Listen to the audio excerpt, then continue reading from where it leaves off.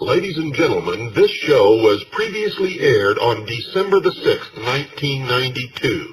The listeners of this show were not worried about a bank holiday on December the 19th. I'm your host, William Cooper, and you're listening to the Hour of the Time. This is the most important hour in your life. In fact, it's the only hour that ever was or ever will be, for during this hour, folks, you will decide your future, and thus our collective futures. Right off the bat, I want to express my sincere appreciation and thanks for all of you who have called WWCR and expressed your appreciation for this show. In fact, they've received so many calls that they've not been able to get the work done and have asked me to ask you not to call again. Please do not call again. Instead, the best way to do it, folks, is put your feelings in writing, whether for or against. Whether you like the show or you do not like it, if you're a listener of the show, put your feelings in writing, for then it becomes a permanent record and is required by law to be held on file. So please write to WWCR, 1300 WWCR Avenue, Nashville, Tennessee, 37218. Once again, make sure you sit down tonight right after the show is over.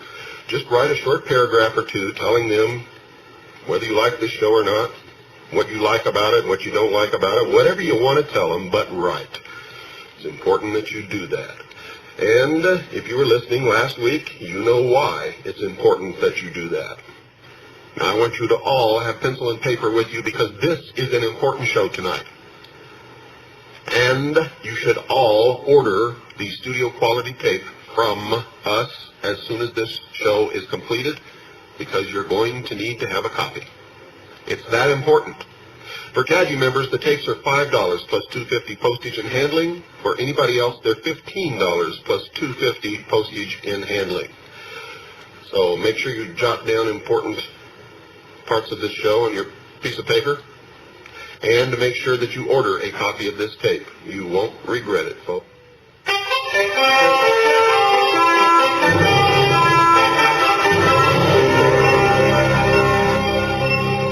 From the headquarters of the Citizens Agency for Joint Intelligence, the F.D.I.C's rule, which becomes effective December 19, 1992, amends Part 325 of the agency's regulations by defining 5 capital categories for purposes of implementing the prompt corrective action requirements. Banks who turn up on the lowest are critically undercapitalized definition, are significantly undercapitalized definition, are threatened with receivership, bankruptcy. Stand by, folks. You've been asking me how to save your assets? Well, now you're going to find out.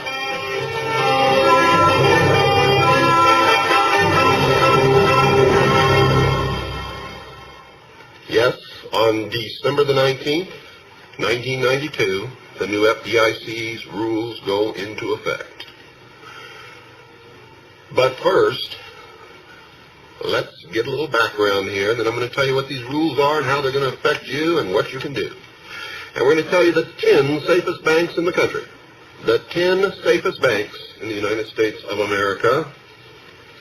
And even if you have to do banking by mail, I can guarantee you banking with one of these 10 banks is better than banking with any other bank that you've put your money in previously. How serious is the banking situation, folks? Well, the F.D.I.C. receives a $70 billion bailout. Already, $70 billion bailout. How many of you are aware that over 500 banks have failed in the United States of America within the last 1 year period? I bet not many. The bailout is so that it continue to stand behind deposits at the nation's banks. Large money center banks are increasingly having their solvency questioned. Bank failures are expected to increase. And in fact, banks have been failing all through the last year, and over 500 to date have failed. However, it is commonly believed, quote, if only the right government policies are implemented, the banking system can again be brought under reasonable control. In effect, the worst is over, unquote.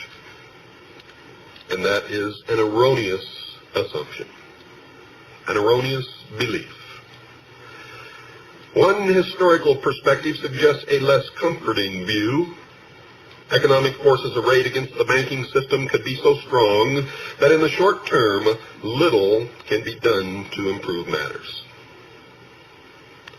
In that view, bank failures will continue for several more years no matter what the regulators do, short of declaring a bank holiday or the occurrence of some other cataclysmic scenario. While the actual situation is well short of Great Depression magnitude thus far, it threatens to eclipse that disaster. It may be more severe and less controllable, that is commonly thought, and I can guarantee you folks that that is the case, and that I've been warning the American people for years that this was going to happen. And some of you listened, most did not. In fact, when bank failures as a percentage of the number of banks are viewed for the entire 20th century, the current era stands out as the second worst in said century. Currently, bank failures are more frequent than during the period of the Panic of 1907, when conditions became severe enough to lead Congress, they say, to establish the Federal Reserve Board, which was the beginning of the downfall of the entire economic system of this country and maybe even the world. You see, because the Panic of 1907 was created intentionally to convince Congress to adopt the Federal Reserve System. After almost a century of American tradition that excluded a central banking authority, when savings and loan failures are also considered, the recent banking carnage is eclipsed only by the Depression years immediately preceding the bank holiday of 1933. In short, while our banking system's pain is distributed unevenly, there is no doubt that the troubled times we are living through are quite unusual. We should not expect much from such quick fixes as encouraging bank examiners to go easy on real estate appraisals, jawboning bankers to increase lending, or tightening a noose of spurious regulations about the industry's players. Instead, we should encourage our lawmakers to concentrate on repairing the underlying structural problems that have made the economy falter and leave the banking industry in the position to expand credit. Credit which will be sorely needed to fuel the recovery. And the recovery, folks, will be painful. It will require inflation, followed again by depression, followed then by stability, but only if we return to constitutional money. There's only one way to solve the problem, folks. That's to nationalize the Federal Reserve. Arrest and prosecute every person who's ever been involved with the Federal Reserve System from its inception, those who are alive. And to cancel the national debt by decree. And if anyone in this world doesn't like it, they can answer to the military might of the United States of America. And there's no one who can stand up to that military might. Thus, there is no reason why what I have just outlined cannot be done. Then we must print United States notes until we have built up reserves of gold and silver, when we can once again use constitutional money. The only other answer, folks, is to print money as fast as we can possibly print it, devalue the dollar by a factor of 100 to 1, and pay off the national debt in cash, and then return to constitutional money. It would require that we go through such an unbelievable inflationary period followed by abject depression, and would still not do away with the Federal Reserve System that has got us into this situation. It would not return us to constitutional money. In my estimation, that is the worst way to do it. There is no other way that it can be done, because none of the interest has ever been created. On the loans that you all have now, the interest on the national debt, none of it has ever been created, and that's why the banks are in so much trouble. There's no money in the banks. because all the available cash goes to pay interest. And that's not even to mention what is siphoned off the top by the Internal Revenue Service to fuel the formation of the New World Order. I told you this was an important program, and I was not joking, folks. This is an important program. If the banking industry is given a chance and not hobbled with too much government intervention, banking problems will melt in the face of economic revival, but only if the measures that I have already outlined are carried out. That revival will be enhanced if our regulators can continue to emphasize banking soundness without being sidetracked by having to enforce more social engineering, currency policing, or credit allocation mandates.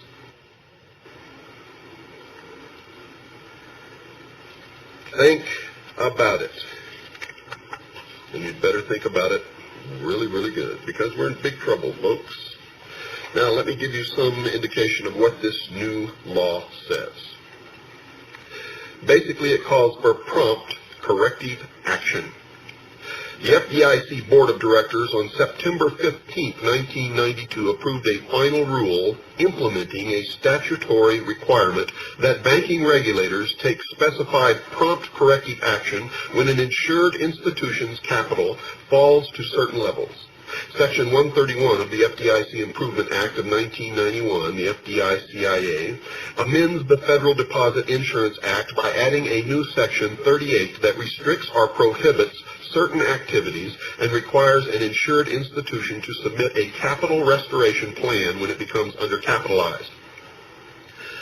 The restrictions and prohibitions become more severe as an institution's capital level declines, beginning with measures such as restrictions on dividends and management fees, if the payments would result in the institution becoming undercapitalized, and ultimately ending in the closing of institutions that are critically undercapitalized.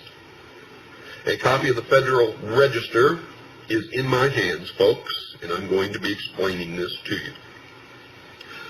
The final rule applies primarily to state-chartered banks and insured United States branches of foreign banks that are supervised by the F.D.I.C., as well as to directors and senior executive officers of those institutions.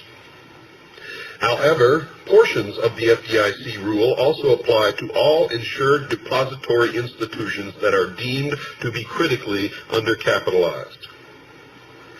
The Federal Reserve Board, the Office of the Comptroller of the Currency, and the Office of Thrift Supervision have adopted parallel rules for the institutions they supervise. The F.D.I.C.'s final rule, which becomes effective December 19, 1992, amends Part 325 of the agency's regulations by defining 5 capital categories for purposes of implementing the prompt corrective action requirements.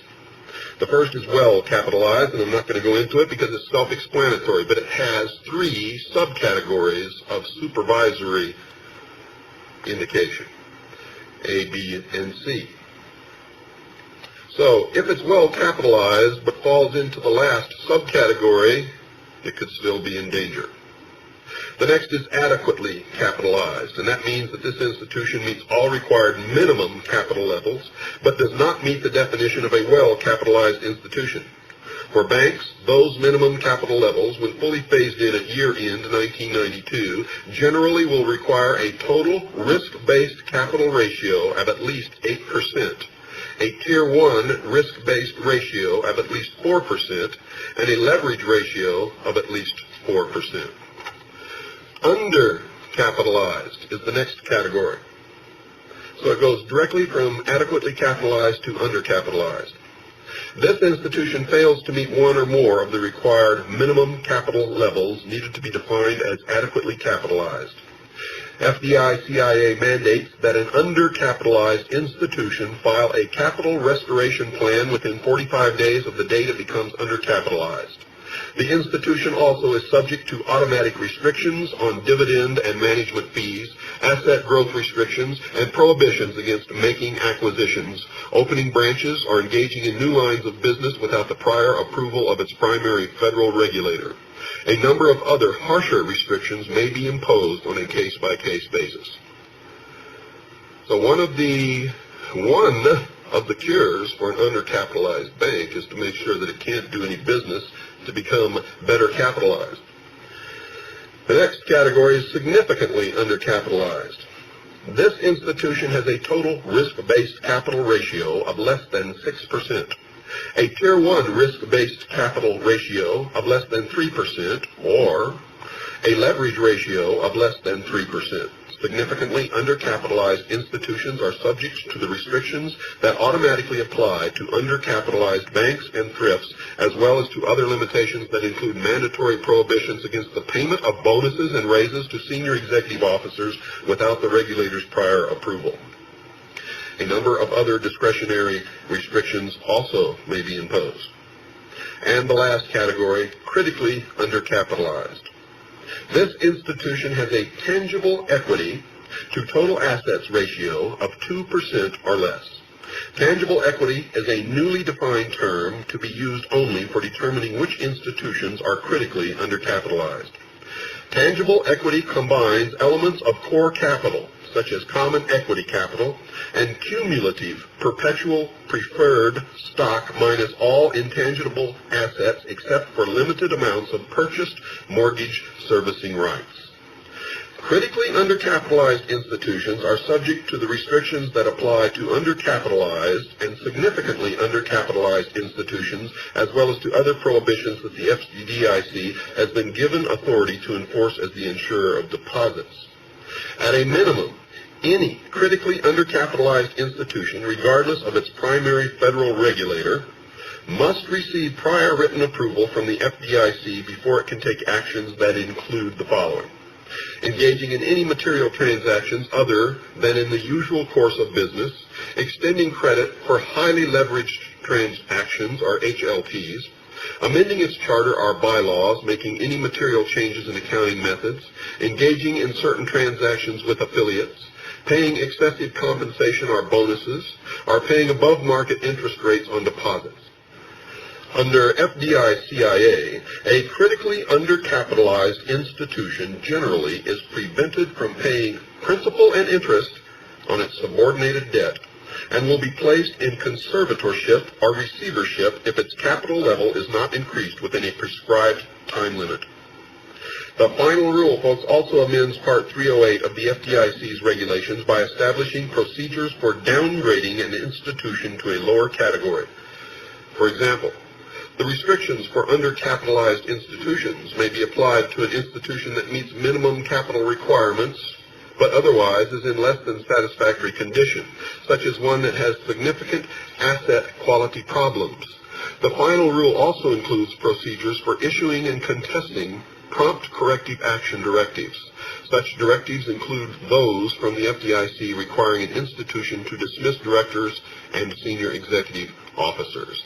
In other words, folks, what they have just said is that a bank that is initially categorized as well capitalized or adequately capitalized could be downgraded to critically undercapitalized if it falls into the last subgroup of A, B, or C. And those are the methods that the F.D.I.C, under the new rule, determines how much a bank or lending institution or S&L pays as their federal deposit insurance premium. And here is that rule. On September 15, 1992, the F.D.I.C Board of Directors also agreed on a system that will charge higher insurance rates to those banks and savings associations that pose greater risk to the deposit insurance funds. Attached is a copy of the final rule, and I'm going to read it to you right now, which goes into effect January the 1st, 1993. Now, this rule doesn't go into effect until January the 1st, 1993. Under the rule, a bank or thrift will pay within a range of 23 cents per $100 of domestic deposits, that's the current rate for all institutions now, to 31 cents per $100 of domestic deposits, depending on its risk classification. The F.D.I.C projects that about 75% of the 12,000 insured commercial banks and savings banks with 51% of the deposit base and 60% of the 2,300 insured thrifts with approximately 43% of the deposit base will be in the lowest rate-paying group. Only about 220 banks, or 2% of all insured commercial and savings banks, and 160 thrifts, 7% of all insured thrifts, are expected to be in the group paying the highest insurance rate. The F.D.I.C. estimates that banks will pay an average rate of about 25.4 cents per $100 compared to 25.9 cents per $100 for thrifts. The F.D.I.C. intends to notify each institution of its premium rate by December 1st. This is an admission, folks, that there are 220 banks that are so undercapitalized that they are in the highest risk category and will pay the highest insurance premium for their F.D.I.C. coverage. And 160 thrifts. So that's 380 financial institutions right off the bat that we know by the admission of the F.D.I.C. in their own memo. I'm reading from an F.D.I.C. memo, folks, that was sent to the Chief Executive Officer on October the 7th, 1992. By their own admission, 380 financial institutions are in such trouble that they will have to pay the highest premium rate for their F.D.I.C. coverage, which means, according to the rule that I read to you first, that they are subject to conservatorship or receivership, which, folks, means bankruptcy. And these are just the worst. Remember, there are 5 categories, folks. Well-capitalized, adequately capitalized, undercapitalized, significantly undercapitalized, and critically undercapitalized. Any bank which falls under undercapitalized, significantly undercapitalized, and critically undercapitalized, which fall into the last subgroup of the ABC, you remember that, are subject to receivership. Are subject, folks, to receivership, bankruptcy, or to be sold or combined with another bank to try to save it. Now, anything insignificantly undercapitalized and critically undercapitalized, no matter which subgroup they fall into, are subject to receivership. And, as the rule itself says, even if it falls under well-capitalized or adequately capitalized and falls into the last subgroup, or the C category, could be downgraded to any one of the lower classifications. So what does this mean? Well, let me tell you. As of February of 1992,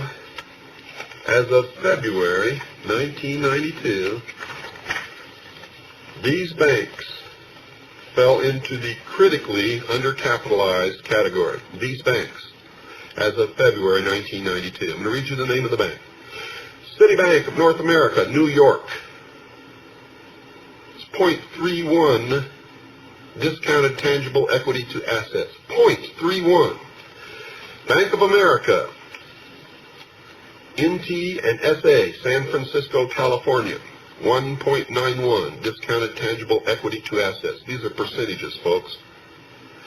Chase Manhattan Bank, New York, minus 0.2%. Chemical Bank, New York, minus 0.39%. Marine Midland Bank, Buffalo, New York, 0.34%. National Westminster Bank, USA, New York, 1.62%. Remember, the rule says that any bank that falls below 2%. Some of these banks are as low as minus 8% in discounted tangible equity to assets.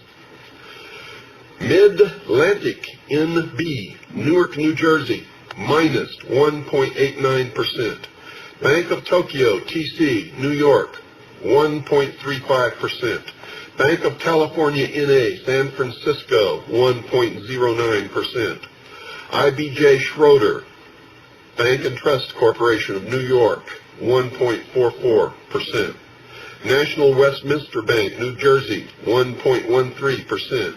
People's Bank, Bridgeport, Connecticut, minus 0.32%. First City, Texas, Houston, minus 0.53%. American Security Bank, NA, Washington, D.C., minus 1.7%. Apple Bank for Savings, Garden City, New York, minus 0.20. Dollar Dry Dock Bank, Bronx, New York, minus 7.68%. Howard Savings Bank, minus 0.687%. Union Trust Corporation, Stamford, Connecticut, minus 1.18%. American Savings Bank, White Plains, New York, minus 8.36%. Bank of Baltimore, Baltimore, Maryland, minus 0.05%. Equibank, Greensburg, Pennsylvania, 0.89%. First American Bank of Virginia, 1.71%. National State Bank Elizabeth in Elizabeth, New Jersey, minus 2.04%. Greater New York Savings Bank, Brooklyn, New York, minus 2.77%. Bank LEUMITC of New York, New York, New York, minus 7.67%. River Bank America, New York, New York, minus 7.8%. Citizens First NB of New Jersey, Ridgewood, New Jersey, minus 0.68%. Citibank, Phoenix, Arizona, 1.77%. People's Heritage Savings Bank, Portland, Maine, 0.74%. First Constitution Bank, New Haven, Connecticut, minus 0.91%. Merchants Bank of Kansas City, Missouri, minus 0.13%. Northside Saving Bank of New York, New York, 1.76%. First NH Bank, Concord, New Hampshire, that's the First New Hampshire Bank, Concord, New Hampshire, 1.32%. Bay Bank, Harvard Trust Corporation, Cambridge, Massachusetts, 1.28%. Heritage Bank for Savings, Holyoke, Massachusetts, minus 2.93%. New England Savings Bank, New London, Connecticut, minus 3.81%. Springfield Institute for Savings, Springfield, Massachusetts, 1.93%. Now, folks, what I'm telling you here is these banks are in deep trouble and are certain to either be combined with another bank to try to save it or to go right into receivership and disappear into the realms of that never land called bankruptcy. Bankruptcy.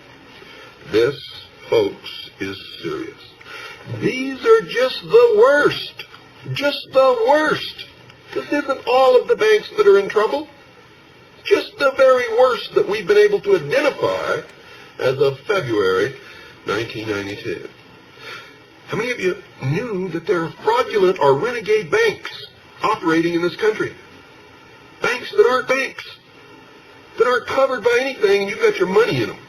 Well, there are too many of those to list or to name on this program. There are fraudulent banks in the USA, fraudulent Canadian banks, fraudulent Caribbean banks. It's incredible.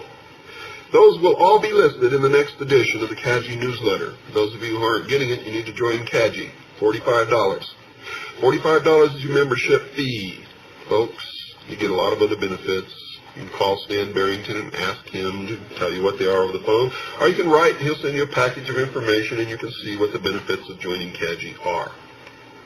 But if you'd like to join, or if you'd like to send for a packet of information, send $45 or send your request to William Cooper, P.O. Box 3299, Camp Verde, Arizona, 86322.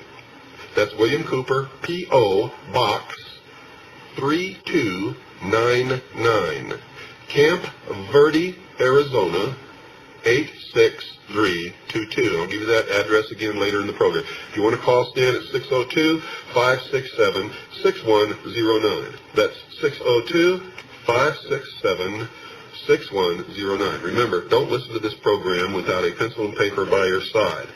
It's time to take a little break, folks, so don't go away. Don't change your dial. We will be back after this brief pause. Well, there you have it. Folks, remember, I predicted that all of the things that are happening would happen, and I predicted these years ago. In fact, I named the exact month that this current, they call it a recession, but it's really a depression. I named the exact month that it would start. I predicted that it would go right in, and by the third quarter of '93, the entire world would be in the throes of a depression. Well, we're already in the depression. Also, on a previous show about the Federal Reserve, we also gave you this warning, economic storm warning. This is from the Providence Journal, Providence, Rhode Island, July 1992. Former banker and financial analyst Michael William Haga, author of the forthcoming book On the Brink, How to Survive the Coming Great Depression, 1993 to the year 2000, says, quote, within the next 12 months, the international banking system will collapse. The world's stock exchanges will crash to pre-World War II levels. Real estate values will plunge 85% or more, and countless numbers of ordinary people worldwide will be left holding the bag. This is just a confirmation of what I had predicted years before. You only hear these things on the hour of the time and nowhere else. What you're hearing tonight, folks, and what you've already heard already, is astounding information that you will not hear on the 6 o'clock news, on any channel, or on any other radio station. You heard it here on the hour of the time, first. And remember this, so far I've only been wrong once. In all of the many predictions that I've ever made, I've been wrong exactly one time. When I said that Manuel Noriega would not be found guilty in an American court of law and would not serve any time in jail. I was wrong. But that's the only time that I've been wrong. Now I'm going to read you an article from the New Federalist. Deficit figure was pre-election fiction. Listen closely to this, folks, by Chris White of the EIR News Service. The federal government's deficit for the fiscal year ending September 30th was $290 billion. The figures were announced at the end of last week by the Treasury Department. Like the GDP numbers up 2.7% and the weekly unemployment claims down, the report was evidently someone's idea of good news to be made available to the public in the last days before the election. The $290 billion final figure is significantly lower than the nearly $400 billion projected by the Office of Management and Budget earlier in the year. Unlike the GDP report, it will probably not be revised in the weeks following the election, but that doesn't make the report any more real than the GDP figures were. Since the size of the deficit is now about the same magnitude as the interest payments on the entirety of the federal government's debt, and those interest payments happen to be the biggest line item in the federal budget, excluding entitlement programs. You hear people saying, quote, well, why don't we just cut out the interest payments and everything will balance, unquote. Sounds like common sense, but is it reality? It's a fiction, folks. First of all, the amount reported as the federal deficit is a fiction. Fiction. It's graphic enough that it could even be the subject for Madonna's next book. It doesn't include the $60 billion, that's billion with a B, folks, that administration and Congress alike agreed was necessary to continue to resolve bankrupt S&Ls, and doesn't count what's already been paid, and doesn't even make allowance for the fact that that $60 billion is way too low. It doesn't include the $80 or so billion that was looted out of the Social Security Trust Fund again this year to help reduce the apparent size of the deficit. And it doesn't include the more than $70 billion that has already been incurred by the taxpayer in not shutting down the 10 or so largest bankrupt banks. And that's coming. Let me read you that last one again. And it doesn't include the more than $70 billion that has already been incurred by the taxpayer in not shutting down the 10 or so largest bankrupt banks. Those bills are all coming due.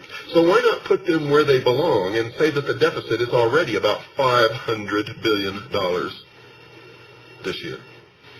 Cut out the interest payment and you still have a $200 billion plus deficit. Since 3/4 of the $4 trillion federal debt matures over the next 5 years, there is another $600 billion to be financed or refinanced each year on top of the current shortfall. Folks, that leaves $800 billion after the interest payments are stopped, if you could even do that. We are now at the point where the financing of the deficit and the amortization and rollover of federal debt is more each year than the revenues received by the Treasury from taxes collected from individuals. This is rather more than $600 billion. Revenues collected or received by the Treasury from taxes will also decrease in the coming years as more and more people find out that it's the biggest scam that's ever been conducted in this country, and that they don't really even have to pay those taxes. It's voluntary, you see, and they have been defrauded into thinking that they are taxpayers when the law clearly says that most of them are not. Eliminating the interest payments won't do much about anything either. You see, it isn't a question of what the federal government spends its money on. It's the way we insist on doing things that is the problem. In the Constitution, folks, Article 1, Section 8, the Founding Fathers laid out how the government should manage its finances and economic policy. In their view, the government, specifically Congress, is empowered to create money and protect its value. Financing the operations of federal government by selling debt through the Federal Reserve is not mentioned, nor would it be. The revolution was fought to defeat exactly those kinds of practices, as the Declaration of Independence, for those of you who have ever read it, makes perfectly clear. The practice happens to be illegal, made worse because the Federal Reserve, after all, is merely a private institution, and it has been illegal ever since the Federal Reserve was created. To insist it was created by act of Congress doesn't change anything. Congress does not have the power to hand away its own powers or to change the Constitution in any other way than that outlined within the Constitution, allowing for its change. The interest on the debt is not the problem. Using the power of government to create debt to line the pockets of private interests and then farm out the tax revenues to service the debt you seriously created is the problem. It is supposed to be very different. Government is supposed to issue credit. The credit is not secured against the tax revenues, but against the wealth generated through the extension of credit in the form of productivity increases in the economy. In United States history, this has been done through financing of infrastructure projects, toll road, canal, and railway construction in the 19th century, down to NASA more recently. NASA's budget line functions as credit for suppliers and subcontractors with relevant multiplier effects in the economy as a whole. That's how it works. Jobs are created through such means. The tax revenues are increased not by raising tax rates, but by increasing the number of taxpayers through putting people back to work building things that we need. Until that is done, the out-of-control deficit will balloon. You want to cut the deficit? What exactly do you want to cut? Your grandmother's medical payments? Your aunt's retirement funds? Cuts, folks, will translate into deaths, into job losses, into new claims for unemployment benefits, and soon enough they will translate into ever bigger deficits. We've been through it before over the last 12 years. Each time the deficit doubles. This time it is different. Now America's largest corporations, starting with General Motors and IBM, are charging off their losses. That means that jobs go, health plans go, retirement plans go, all to satisfy the claims of their creditors, the so-called outside directors in the case of General Motors. That's the Depression. When the government goes down that path and the corporations go down that path, then it's only a matter of time before the spiral thus created runs out of control. That is what we have been warning you about. And that is the end of the article. An article, by the way, that is right on the money, folks. Now, back to this other stuff. The number of fraudulent banks in the USA that will be published in the upcoming issue of the CAGI newsletter is 26. Fraudulent Canadian banks are 90 that we've been able to identify, and there are 50 fraudulent Caribbean banks, many of them operating inside this country. Have you got your money in one of those banks? And how are you going to survive what's coming on December the 19th? Now, don't go off half-cocked, folks. None of the banks are going to close their doors on December the 19th, as you've been told by all these fanatical, I don't know what you call them, rumor mongers. It's not going to happen. On December the 19th is when the law takes effect. That's when banks will receive their rating. That's when they will be categorized under one of the 5 categories and one of the 3 supervisory subgroups. You should go to your bank after December the 19th and ask them which category they fall into under the new F.D.I.C rating law and which supervisory subcategory they fall into. If they fall into the lower categories, they will be required to submit a plan, and restrictions will be put upon that bank. Within a certain period of time, if they have not recovered, or if they have not made significant progress toward an eventual recovery, then the bank will be placed into receivership. So understand that on December the 19th, the banks are not going to close their doors. That's when the law goes into effect. They will begin receiving their ratings. They will have to submit a plan for recovery. And then depending upon how well they do or how well they don't do, or whether they just stay the same, that will decide which banks actually close their doors, go into receivership, declare bankruptcy, or become absorbed by some larger major bank. So understand that, folks. Understand it. Don't go off half-cocked. But you need to know what your bank rating is. You should go down and ask them. Now, for the ratings, those ratings, let me see here. Here we go. For those ratings which include the supervisory subgroups, there are 3 categories: well-capitalized, adequately capitalized, and undercapitalized. The banks that fall in the undercapitalized subgroup category and in the B or C supervisory subgroup are in big trouble. In fact, undercapitalized banks are in trouble anyway. And you should know which banks those are. Whatever bank you have your money in, go in and ask them what is their rating under the new F.D.I.C law, including the supervisory subgroup rating of A, B, or C. This determines what insurance premium they're going to pay for the federal deposit insurance coverage on the accounts. Also, which accounts are covered and which are not have also been changed. So if you have certain types of accounts which you think are covered by the F.D.I.C, they may no longer be covered, and you should make sure that you know which accounts those are, folks. Make sure you know which accounts those are.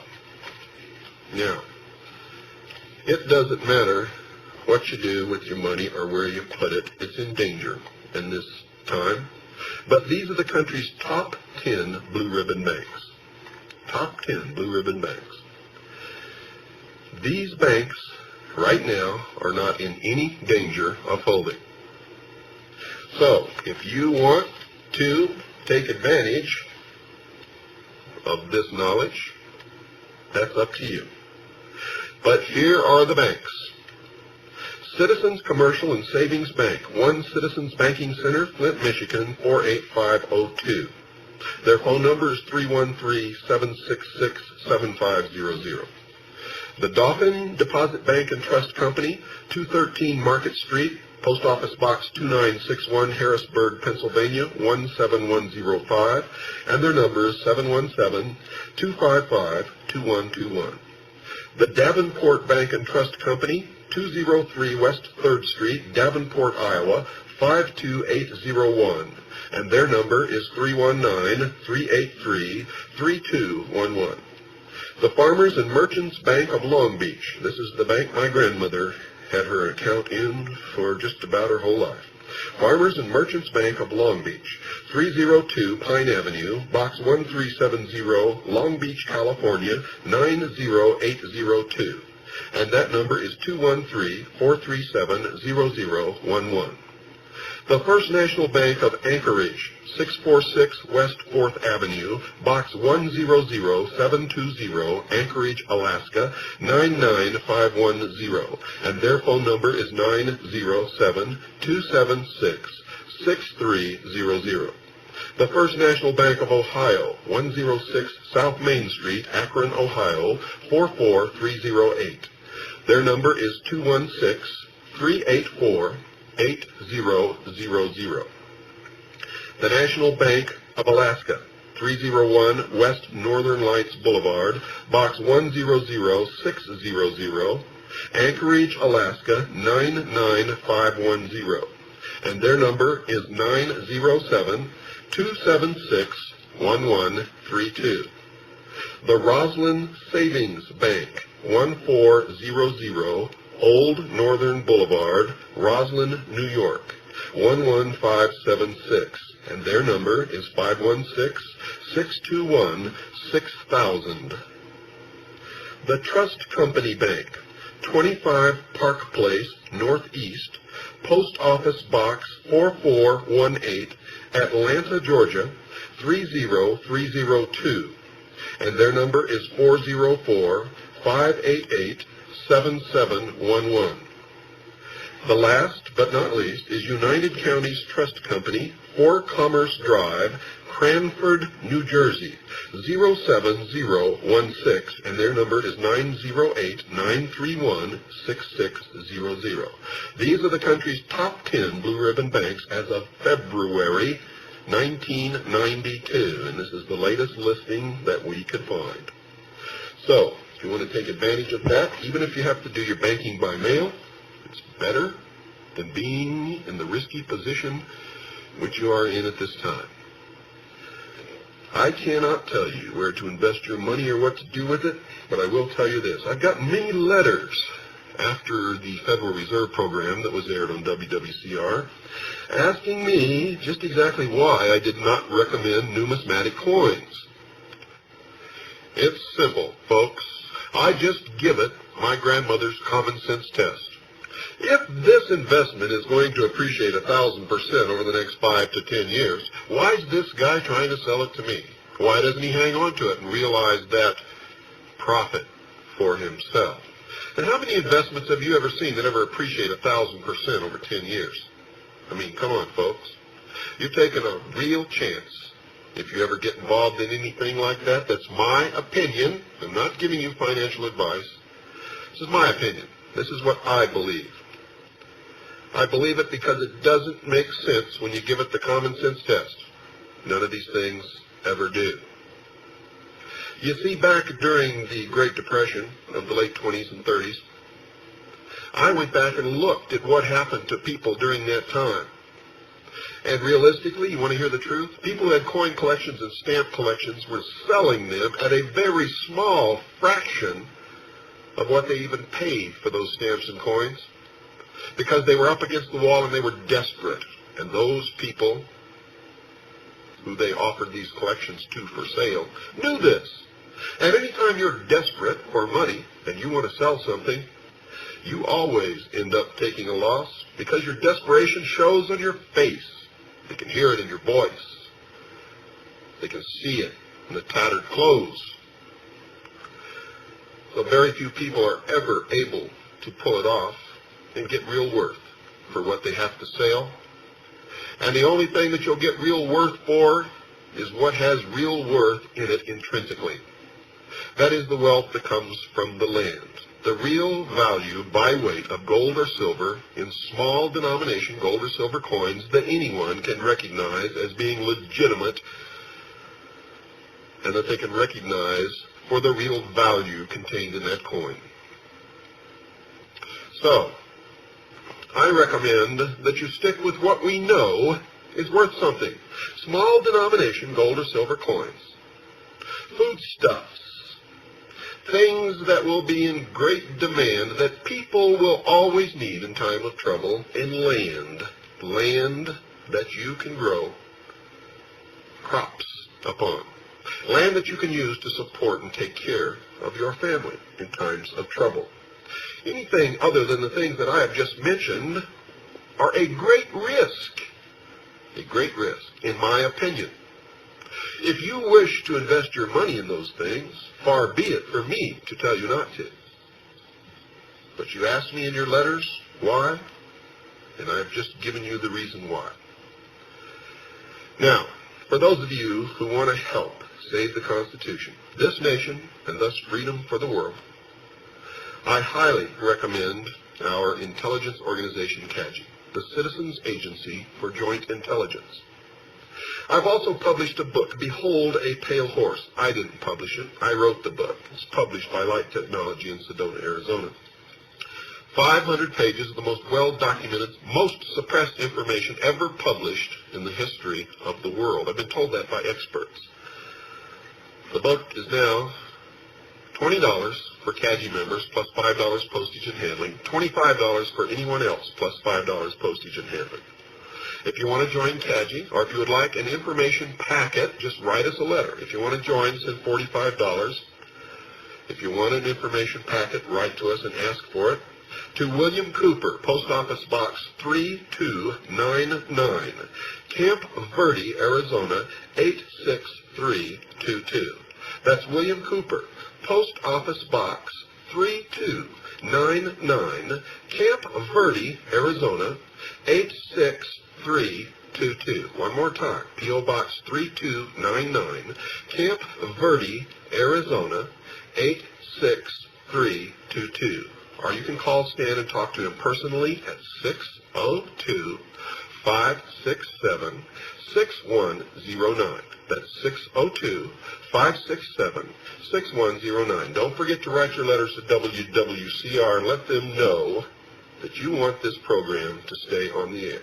Until next week, good night, and God bless each and every one of you.